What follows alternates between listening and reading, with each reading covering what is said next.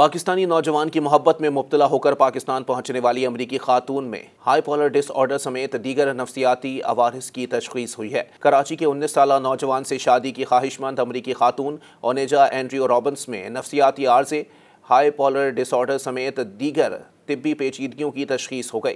ओनेजा Andrew Robins को Sindh police ने गुज़िश्ता हफ्ते जिन्ना अस्पताल के नफ्सियाती वार्ड में दाखिल करवाया था।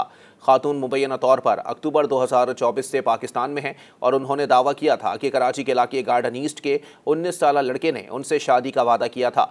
उनके दरमियान ताल्लुकात थे, जिस वजह से वो अमरीका से पाकिस्तान पहुंची। खातून गुज़िश्ता माह जनवरी के इख्तितामी अशरे में मीडिया के सामने आई। उनकी मुत्तादिद वीडियोज़ भी वायरल हुई। खातून को वापस अमेरिका भेजने की कोशिश भी की गई थी, लेकिन उन्होंने वापस जाने से इनकार कर दिया। बाद में सिंध पुलिस ने खातून को तहवील में लेकर जिन्ना अस्पताल के नफ्सियाती वार्ड में दाखिल करवाया, जहां उनके मुत्तादिद टेस्ट किए गए।